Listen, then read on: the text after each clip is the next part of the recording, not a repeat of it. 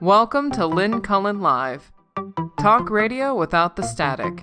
Email your questions and comments to lynncullenshow@gmail.com. And now your host, Lynn Cullen. And good morning to you. Beautiful, sunny January 30 here in Pittsburgh, Pennsylvania. Horrible news last night with this plane crash in D.C. I just Googled because I just Googled what was the last major. I'm sure I have not. Obviously, I wouldn't have had to Google that if I'd been watching news. But like so many, I'm pretty much not. I see that the most recent air crash was 2009, and it was not as deadly as this last night's. And to get as deadly as last night's, you end up having to go to 9/11, which of course was deadlier, but involved more planes. So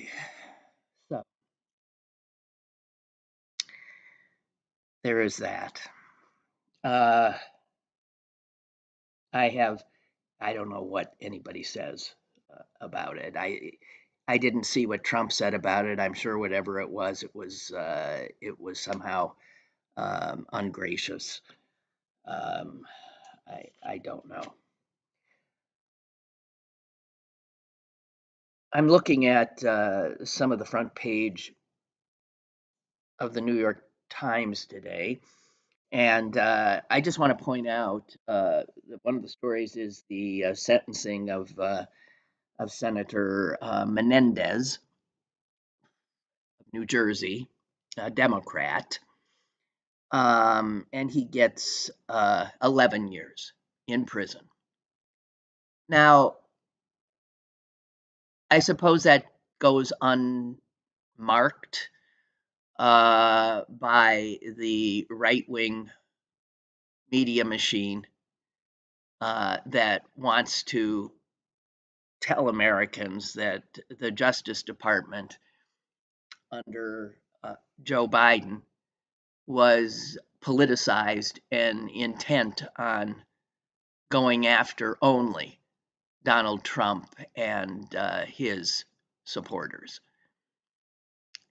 And yet, the reality not having much standing in these times, the reality is that it is, in fact, a Democratic high-placed official who the Justice Department under a Democratic administration went after, who was convicted and is going to jail. Democrats play by the rules. Republicans don't, and they get out of jail. They get out of serving time. Even when they're in, even when they've killed people, they get out.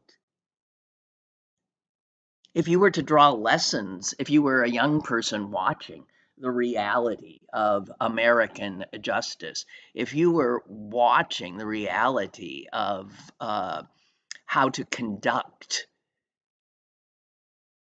politics and how to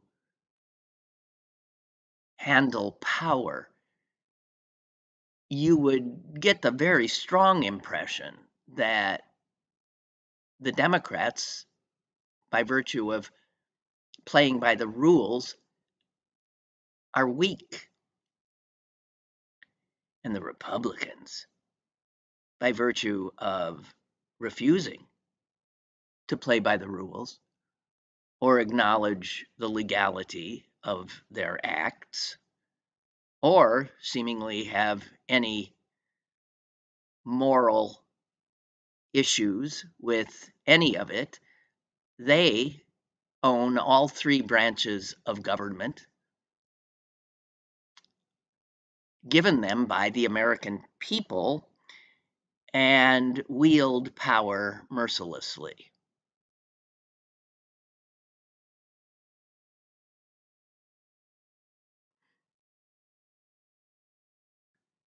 So none of that, though, gets through the noise that they put out. Their noisy narrative triumphs. The truth be damned. I that breathtaking about face that occurred yesterday. One of the few times you see this White House willingly, not that they acknowledged an error, but willingly rescind one of their orders. And this, of course, that outrageous sweeping order which halted all grants and um, I was struck by the fact that even in doing so, uh, two things happened almost immediately. I think I've got the timeline right. So by the way, all of this chaos is being perpetrated in most part by people who are wielding their power with, just with delight and broadly, and they have not been vetted and or confirmed as our Constitution requires by the Congress. Many, the guy who created the discord of the grants being frozen and the loans being frozen, is the acting director for the Office of Management and Budget. He has not been confirmed. Well, I think there's an acting director. There is no, this is what Trump did last time. He doesn't care if they follow the rules in terms of having people running these agencies and cabinet level positions. As he actually prefers people who have not gone through the process that we're seeing, for instance, Kash Patel and Tulsi Gabbard, God help us, will be going through today. Those things are so messy, and they don't care. They prefer people who haven't gone through that. They still have power, which is all they care about. But so after this proved to be such a total disaster that even Republicans, those supine ass kissers, actually rose up and demanded that it be rescinded. Then all of a sudden, yes, it was rescinded, and that was the word that was used. And it was a very terse order. It reminded me of was it Saturday Night Live? Emily Latella always doing this stuff where she's sort of mucks things up and incorrect and then says never mind. So that's what you have here: extraordinary competence, abuse of power, and then just never mind. And this other little terse announcement reversing it all, and within, I don't know, an hour, the White House itself through the press office, this new young press secretary I was talking about yesterday puts out on social media, because this is how they run, this is not, in capital letters, a rescission, says Trump's press secretary. This is not a rescission. It is. It actually said it is a rescission. I mean, in the rescission, it used the term, this is a rescission. And within hours, Trump's press secretary, just again to do what they do, sow chaos and confusion, puts out on social media, this is not a rescission of the federal funding freeze. That's what she put out. And she went on to say that it is still in effect. I'm not kidding, you can't make this up. And then, lest anybody still be thinking that there had been an acknowledgement that they had fucked up and that they had to about face, they threw out something else, some more red meat to their base, in case their base was saying, geez, that was hurting us, and that was fucked up. So you got to get the base, red meat for the base, quick. And then all of a sudden, out of nowhere, comes this announcement. Did you see it? He's opening up at Guantanamo. He said a place you never even knew existed, most of you. They got all these terrorists, these Arabs, in one part of Guantanamo. It turns out we got another part for immigrants. And Trump gleefully announces that he's opening it up. It can fit 30,000, he said, of these dangerous, murderous criminals who, he went on to say, we do not trust to keep on our soil. So we're sticking them over there in Cuba at Guantanamo Bay. The little bit of soil there that we somehow still possess.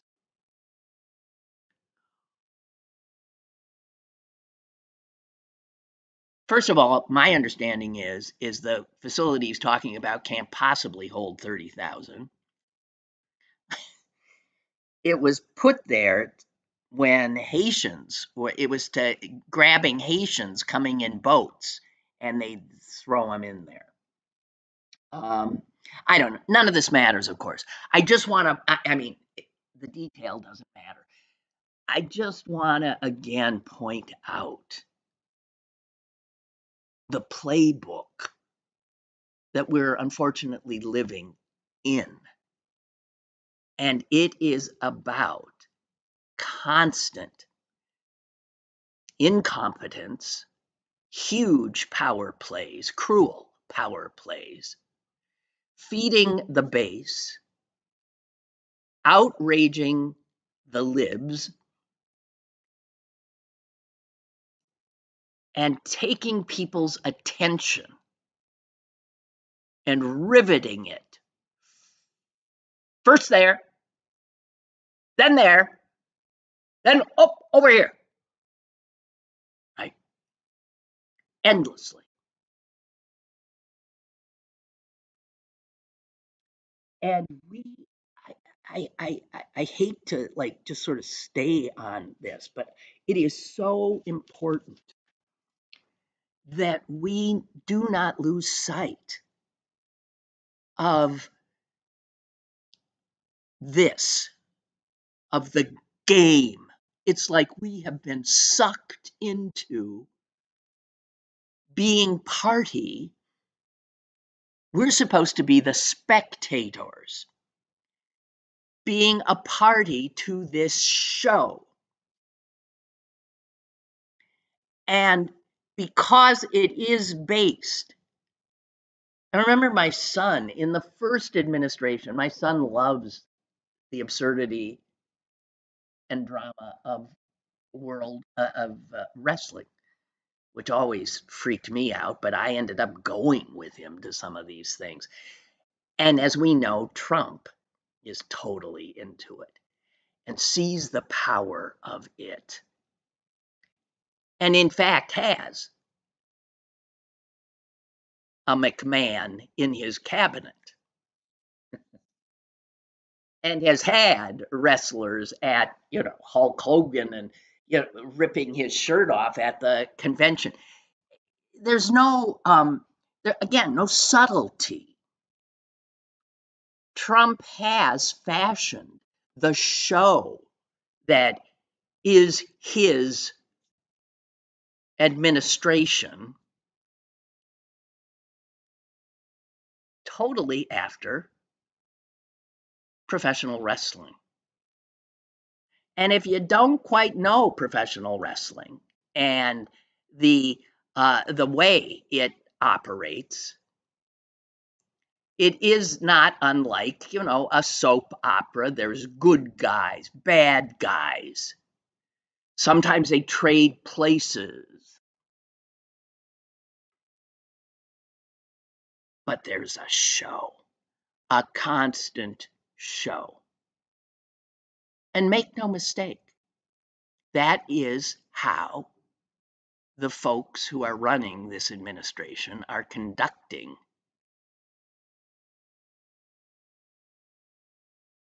themselves. And we are part of the spectacle. And we play our part often unwittingly and very well. That's the the outrage that we are supposed to come up with. Cue the libs, outraged, heads exploding, running to court, saying illegal, illegal.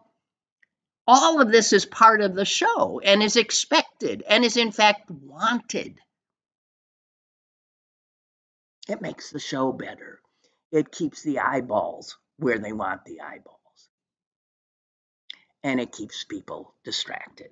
Meanwhile, actually, I had a friend who had listened to the show yesterday later and then sent me a text agreeing with much of what I said. And I think she said it well.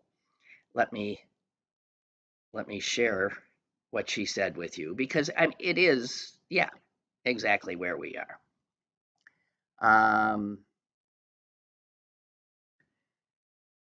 It's just flat out.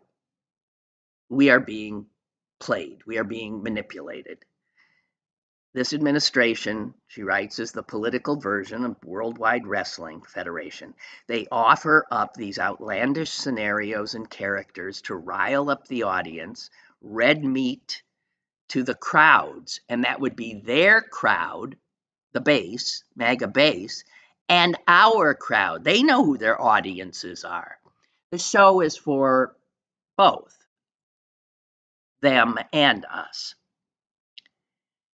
And then the audiences, the two groups, the MAGA folks and us, we play our roles. We stamp and shout our righteous positions, meanwhile, the guys in the suits foment all of their nefarious grifts in the dark back offices.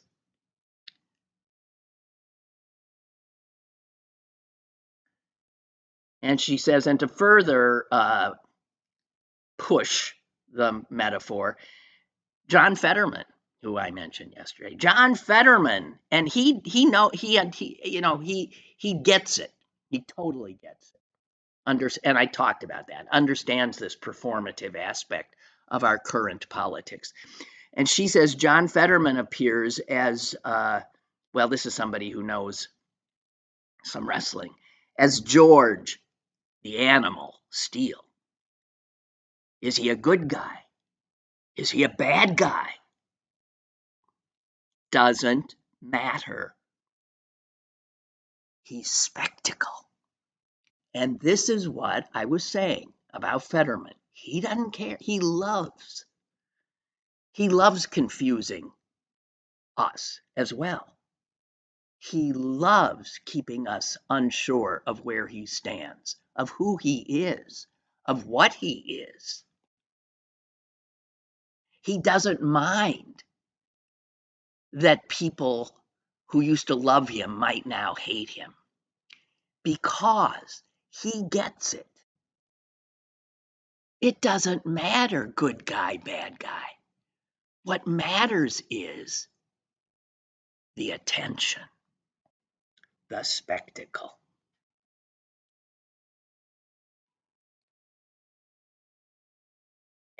And what this really boils down to now is,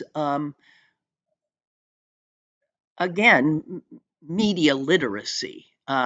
Because media, we have a totally mediaized culture.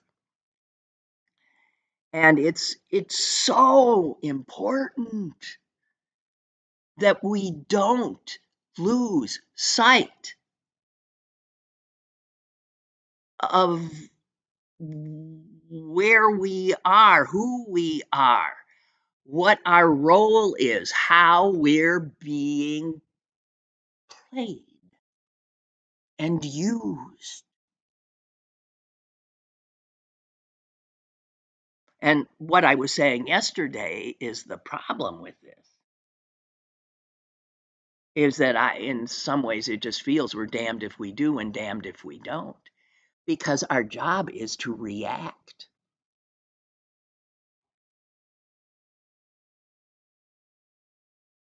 They don't care if what they're doing is illegal. They know we will challenge in the court of law.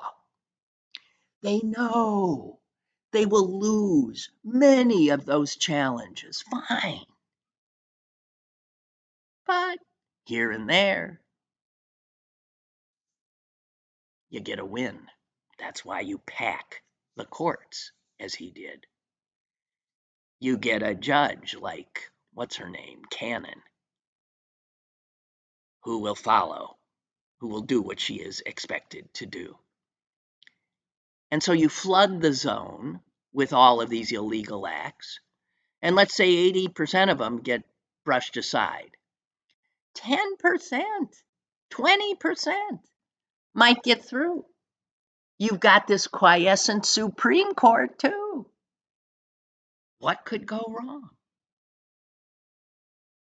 So you need to keep in mind you're being played.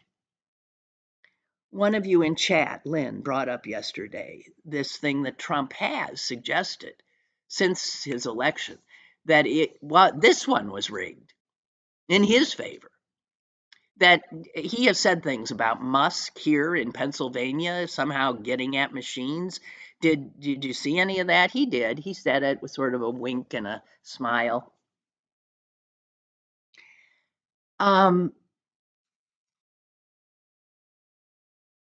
You're being played.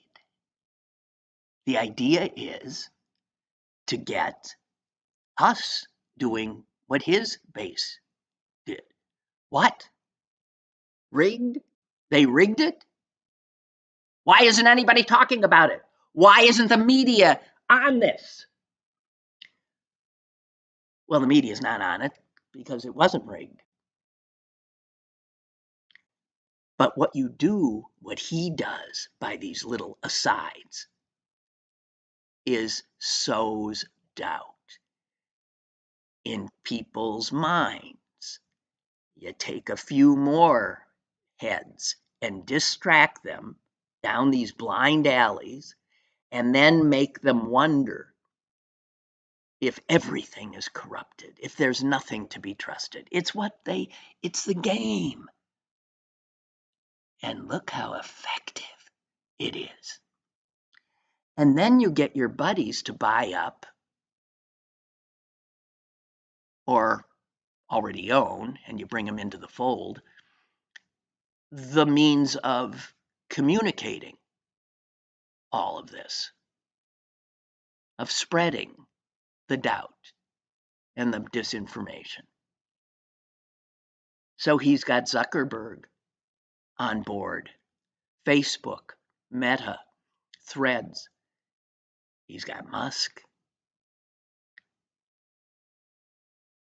with what? 1 billion followers or something on his personal Twitter. I don't know if they've sort of, we've been asleep. We've been playing by the rules.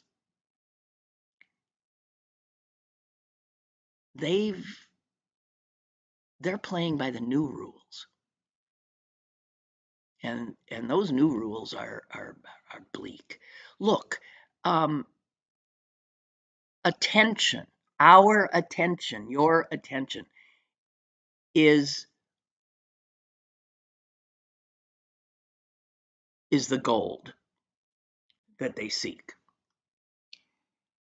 Our attention is commodified by all of these social media platforms.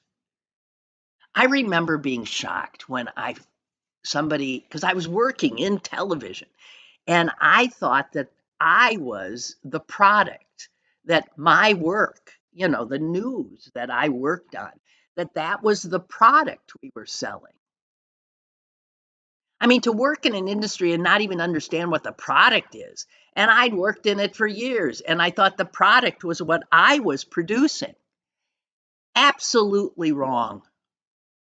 The product that television produces is the audience and sells that audience to advertisers. The program, that thing I was doing, was simply the bait to draw in the real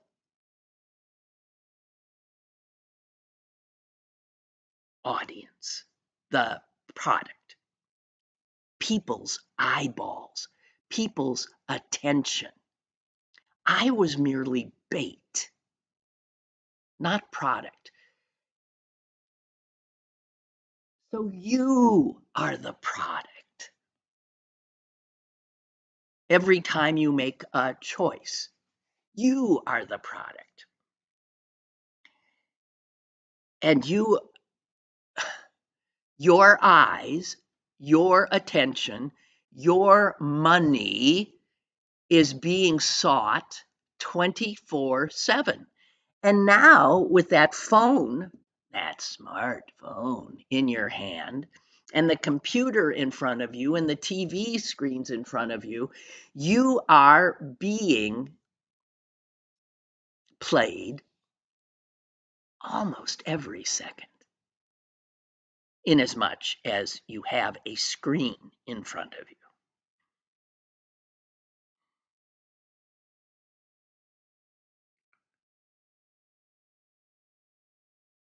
The more you understand it, the more you have a chance, however slight, of resisting. Otherwise, you're toast.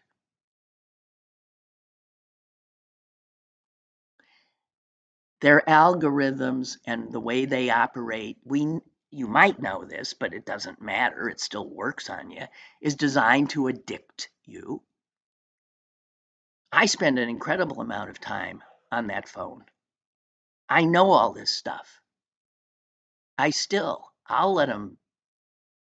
scroll, see what they got for me. I'll scroll through, consider it entertainment, decide that I'm doing it because I want to do it, agree to be played.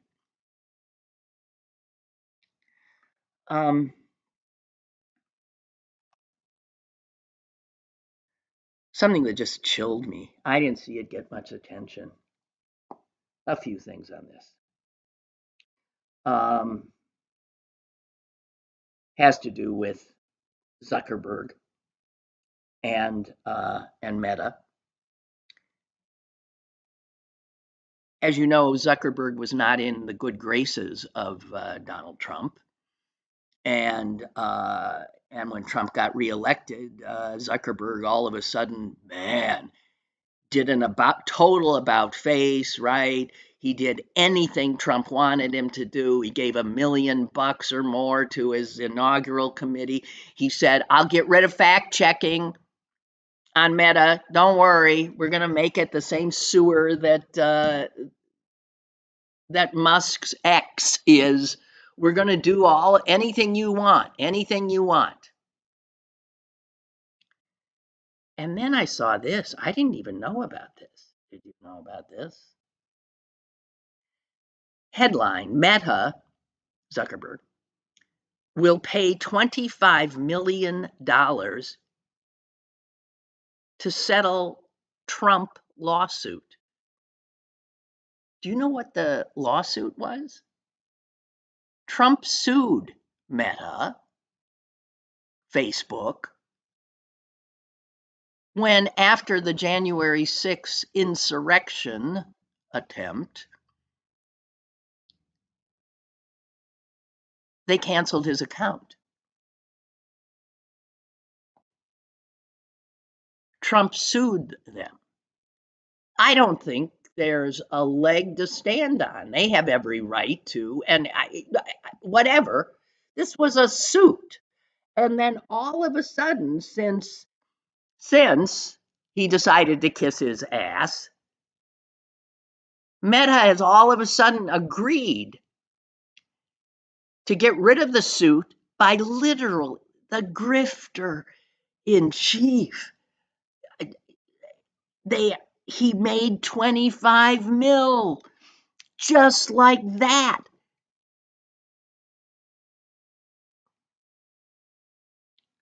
$25 million to resolve the issue, according to a person familiar with the matter who spoke on condition of anonymity to discuss blah, blah, blah. The bulk of the settlement, $22 million, will help fund Trump's library. What book does he read? Okay, Trump's library.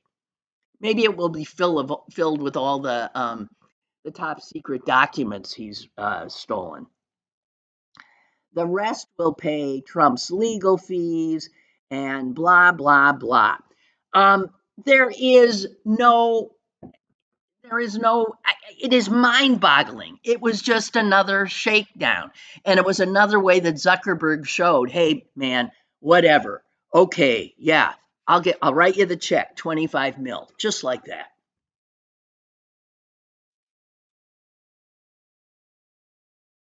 Wow. Wow.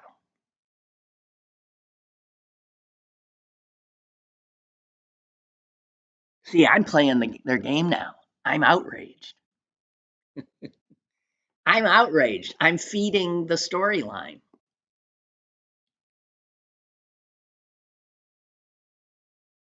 The base, the other audience, they love this.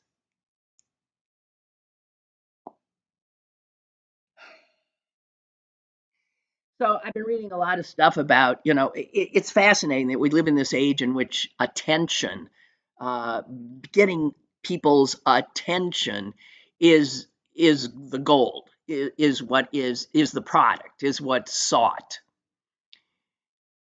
And we have in Trump and his best bro, Musk, two damaged boys, two damaged little boys who have an insatiable need for attention. They were made for this age. It is in part why they have ascended to where they are. What drives them is what's driving the entire economy of the world now.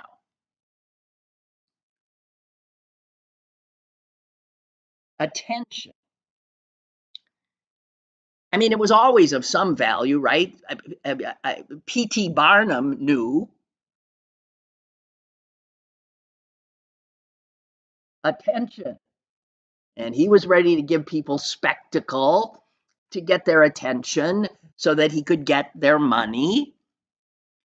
But never before has it been what it is now with technology and with the algorithms, which are designed to hook us. They use our biology, they use our chemistry, all of the information known how to get our dopamine going, literally, how to get our brain chemistry going so that we want more. It feels good. I'm addicted to some games on my phone. Why? I feel good doing it. They know how it works.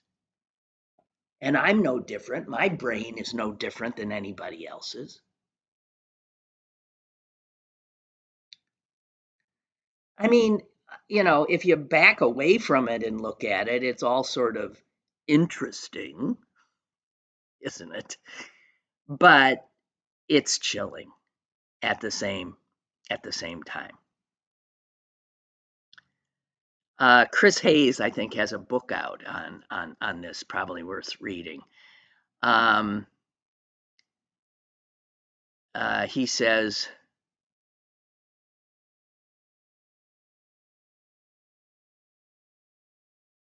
we are in a new age where it is, yes, attention that is sought, where a set of institutions, technologies have produced a world in which that is your attention, is being extracted from you, commodified, and sold at a price in millisecond auctions to advertisers. I mean, this is constant, ka-ching, ka-ching, ka-ching, ka-ching.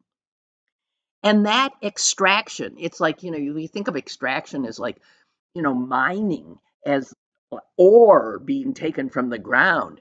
You now are it is you who are being dug into now. You hold the ore. And this extraction of our attention, he argues, leads to a sense of alienation. It's insidious because a lot of it feels like we don't realize it, but we feel compelled. Our attention, where it goes, is sometimes, you can say, I'm choosing to scroll for hours on my phone. But yeah, what you're not aware of, though, is how it's also somewhat involuntary because you're being played. You're being rewarded chemically and other ways, in ways they know. They got our number.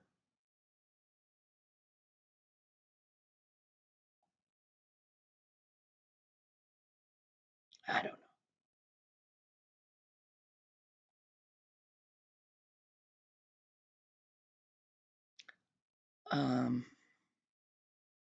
know. Speaking of Musk, did any of you see this? This was a few days ago. One of Musk's former friends uh, put out a sort of psychological profile of him, called him out, and it's It's chilling. It's fascinating. The guy, the friend, former friend, is older than he. He look him up, Philip Lowe, Low. Um, he is the founder and CEO of Neurovigil, which is a eye brain inventor. He is, he's way up there doing the uh, the kind of work that Musk and he says Musk pretends to do. Musk takes credit for when Musk doesn't know how to do any of this stuff. Other people do all the work that Musk often takes credit for. If he's a genius, it's not the genius that we imagine. It's almost a genius for taking other people's work and taking credit. And I think what finally got this guy to come out and say this guy Musk is a son of a bitch and he's dangerous. Although in some ways you can tell he sort of loves him. They've been friends for a long, long time. Musk worked for him. But it was Musk's Nazi salute.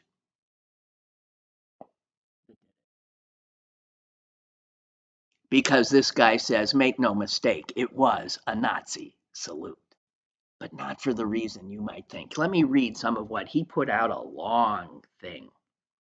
Some of it sounds, they all sound a little crazy, these geniuses. This guy really is a genius too, okay? Here's part of what he wrote. This does, check out. It's, again, believe me. Okay, so look him up, Philip Lowe. He says, I've known Elon Musk at a deep level for 14 years, well before he was a household name. He would tell me everything. As sons of highly accomplished men who married beautiful women, who were violent and lost their fortunes, he's saying they come from the same father types, and who were bullied in high school. He's saying Musk was bullied and he was bullied. We had a number of things in common most people maybe cannot relate to. We'd hang out together in LA. He would visit my San Diego lab. He invested in my company. Elon is not a Nazi, per se. Nazis believed that an entire race was above everyone else. Elon believes he is above everyone else.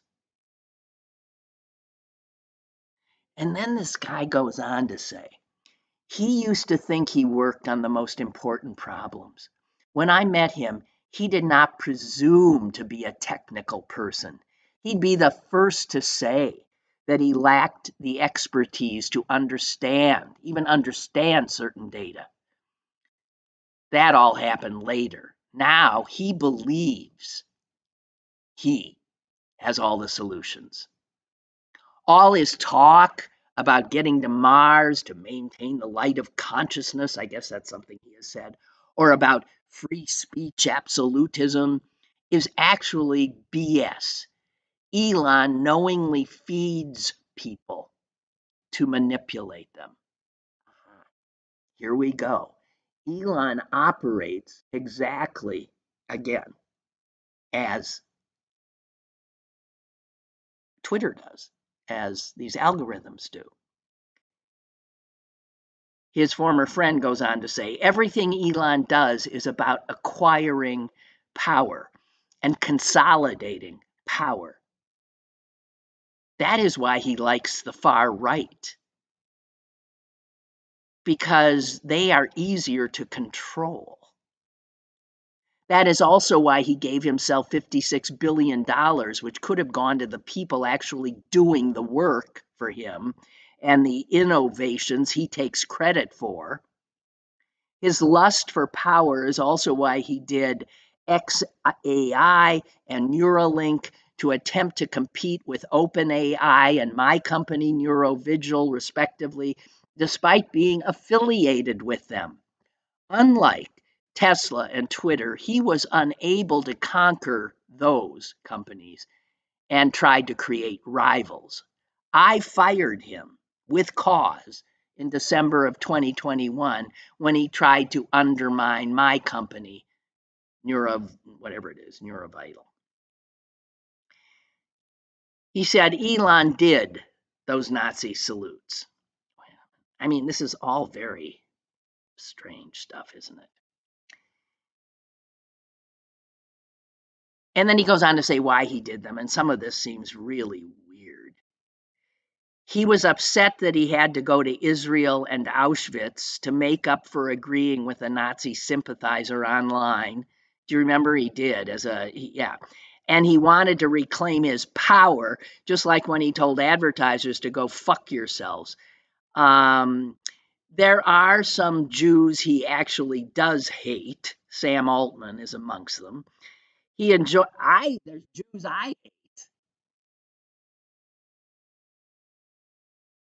Yeah, with reason.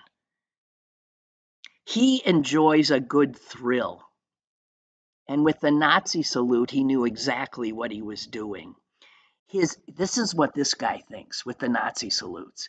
His narcissistic self was hoping the audience would reflect his gesture back to him. He did it hoping the audience in its glee and, they were chemicaled up, would do it back to him.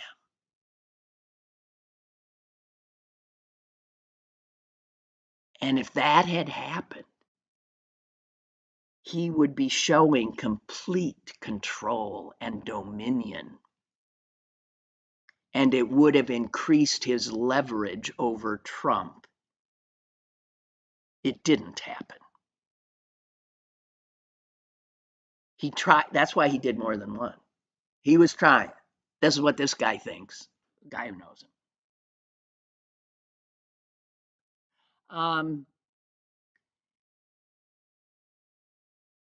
And then people started coming at him after he did this. And he also wrote back on, I don't know what site this was on.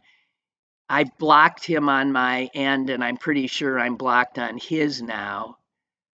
I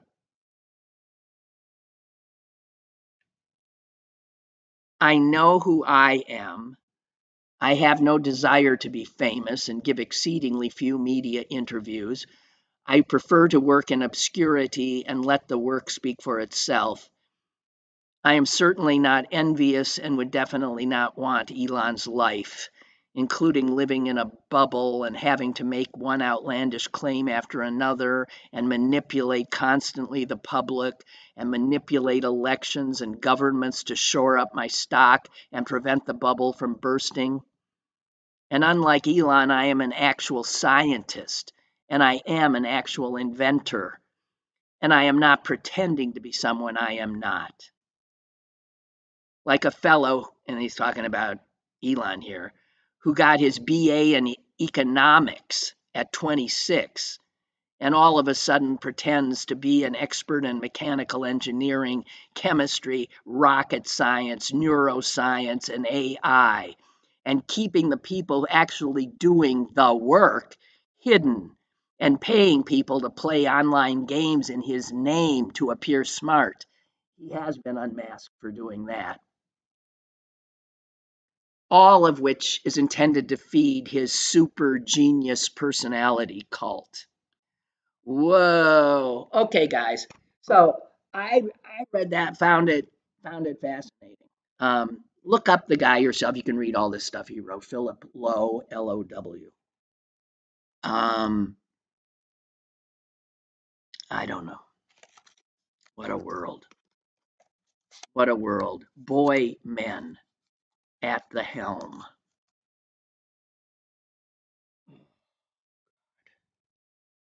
I'm seeing a caller here. I'm sorry if I. Hello? Hello, hello? Hello, I would like to offer a beacon of hope. What? What? A a beacon of hope. What drugs are you on? Americans will get eventually bored, and when they do, they drop everything. And Trump has two things going against him. One, eventually the pharmaceuticals he takes will not be effective anymore. And two, Father Time takes no prisoners. Mm-hmm. That's why people, when they go to the circus sideshow, they only look once. They don't go back.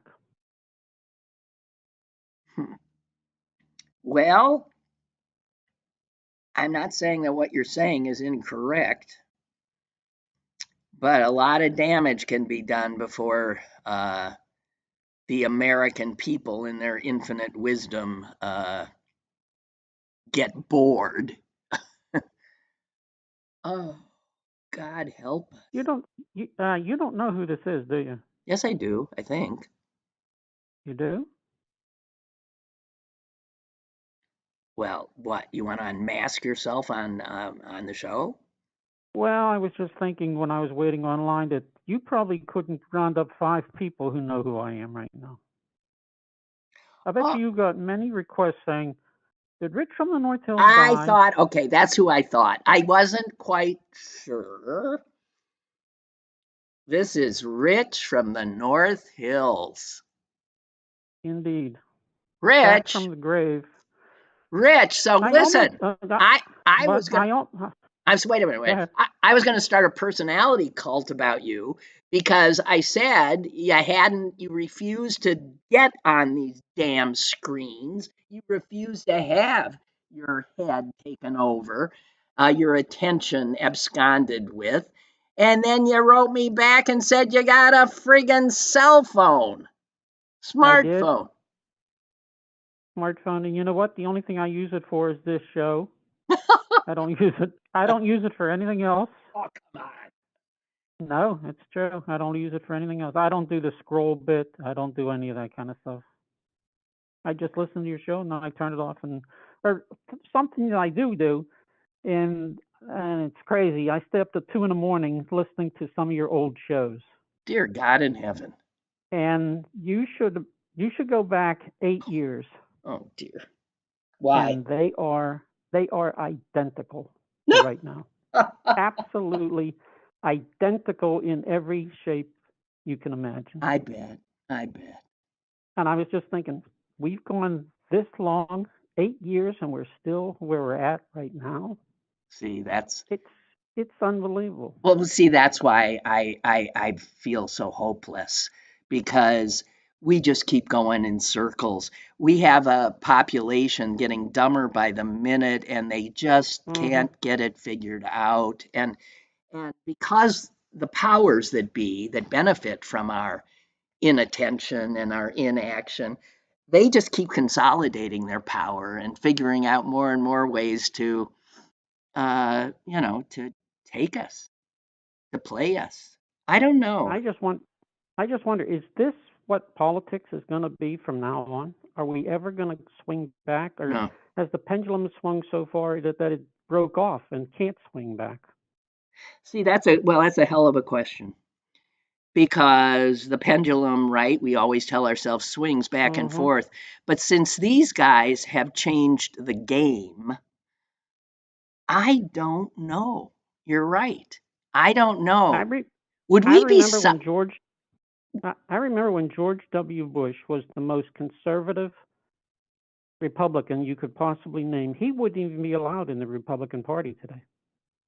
Oh, without a There's doubt. no way. There's no way. Look what happened to his brother Jeb.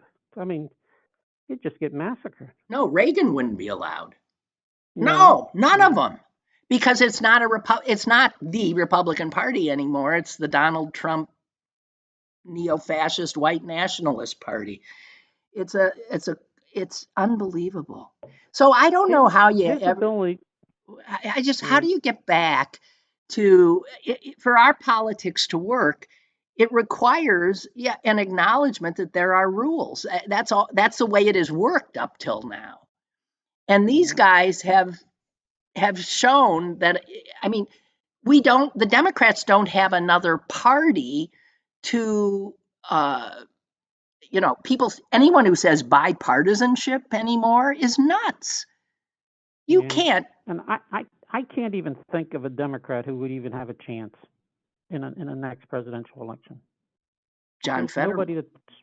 John Fetterman. Fetterman, I don't.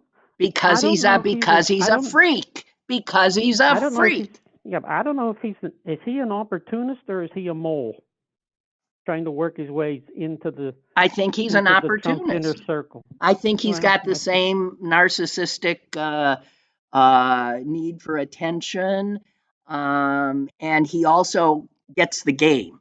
Totally gets the game. Always has. No doubt about that. Oh, I wanted to ask you one question. When you did feature reports, did you ever get sent to Punxsutawney to do the Phil story? You know what? That's such a funny question. Because one of my greatest accomplishments in life is that I managed to be a feature reporter in Pittsburgh, Pennsylvania, and I never went. I didn't want to. I said, it's such bull. You're not getting me up at 4 a.m. to go do that rodent pull out. I'm not doing it. The thing I love about this is the frumpery of the top hat. I missed that from the inaugurations where the politicians used to wear the top hat. I looked it up, and the top hat tradition goes back to 1853, Franklin Pierce, and it went all the way to Eisenhower, who didn't wear a top hat. He wore a Homburg. And then in 60, the top hat people came to Kennedy because business was because he wore one. A dumper, and they asked Kennedy, "Would you wear a top hat?" And he did. He did. And then when he died, that was the end of the top hat because Lyndon Johnson wouldn't do it. No. But I think politicians should be required on at least one day every 4 to do the frumpery and wear the top hat so that they know that they are one step away from buffoonery, and we know it and they know it. So that's we should have top hat without a doubt.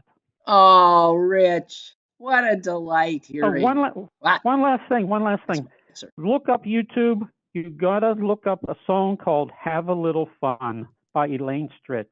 Okay. Play it once a day. It's a ray of sunshine. It'll give you a little lift in your step. Aww. You can dance around the breakfast table. And I'll say goodbye until next week when Susan is on and the top 10 list returns. Oh, next wow. Tuesday. Oh, wow. So something to live for. Call the neighbors, wake the kids, and I'll even give you the title of what it's Super Bowl related. Next week, the top 10 shows to watch instead of the Super Bowl. Okay. Rich, it's a good one. Thank you. Thanks. See you next Tuesday. All right. Bye. Bye. For those of you, oh God, for those of you who didn't know me 30, 40 years ago on the radio, Rich from the North Hills was a regular caller. There he is. He's smart, he's funny, he's acerbic, and I'm just thrilled to have him back. What a lift. That made my day. I'm sure Elaine Stritch, who I loved, singing "Have a Little Fun," although Rich saying look it up on, did you say look it up on YouTube? That puts the lie to you. You only use your phone to listen to this show, buddy. But wonderful. Thank you. I was about ready to commit suicide. God bless you, Rich. Thanks a million. And I'm